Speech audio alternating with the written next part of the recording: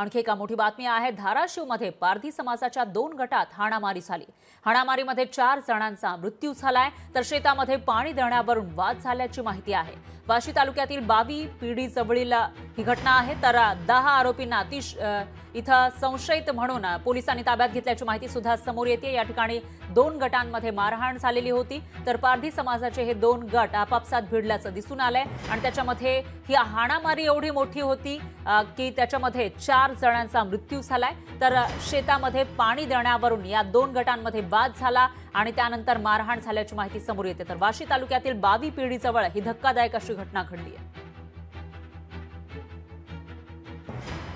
आणि याच्यानंतर आता 4 लोकांचे मृत्यू झाल्याची माहिती सुद्धा समोर येते। दरम्यान 10 आरोपींना संशयित म्हणून पोलिसांनी ताब्यात घेतलेला आहे, पण आता फक्त मारहाणीमध्ये मृत्यू कसा काय होऊ शकतो असा सवाल या ठिकाणी उपस्थित होतोय। तर धाराशिवमध्ये वाशी इथल्या बावी पिढीजवळ ही धक्कादायक अशी घटना घडलेली आहे।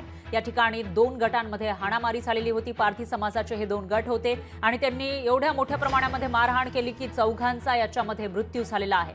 तर शेतामध्ये पाणी देण्यावरून या दोन्ही गटांमध्ये वाद झाल्याचं कळत आहे आणि त्याच्यानंतर आता हा वाद इथपर्यंत पोहोचला की जबर मारहाण त्यांनी एकमेकांना केली आणि त्याच्यामध्ये 4 जणांचा मृत्यू झाला।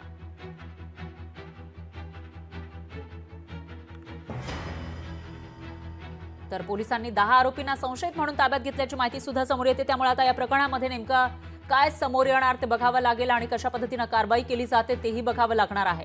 कारण पारधी समाजातील हे 2 गट होते ज्यांनी आपापसात मारहाण केलेली होती आणि त्यानंतर चौघांचा मृत्यू झाला। तर या विषयी अधिक माहितीसाठी आपले प्रतिनिधी ओमकार कुलकर्णी हे आपल्यासोबत फोन लाईनवर जोडले गेले आहेत। ओमकार, अतिशय धक्कादायक अशी घटना म्हणावी लागेल। 2 गट आपापसात भिडले, मारहाण केली आणि त्याच्यामध्ये चौघांचा जीव गेल्याचं कळत आहे। नक्कीच फरार जर पाहिलं तर धाराशिव जिल्ह्यातील या घटनेने एकच खळबळ उडालेली पाहायला मिळत आहे। पारधी समाजाच्या 2 गटात हाणामारी झालेली आहे वाशी तालुक्यातील बावी पारधी पिढी येथे आणि त्याच्यामध्ये धक्कादायकरित्या 4 जणांचा मृत्यू झालेला आहे। त्याच्यामध्ये 3 पुरुष आणि एका महिलेचा देखील समावेश आहे। कुठेतरी शेतात पाणी देण्याच्या वादातून ही जी काही घटना घडलेली आहे आणि याच अनुषंगानं पोलिसांनी रात्री उशिरा येरमाळा पोलीस ठाण्यात गुन्हा देखील दाखल करण्यात आलेला आहे।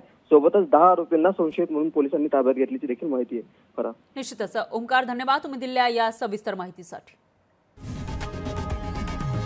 लोकशाही मराठी ऐका, पहा, जागरूक रहा।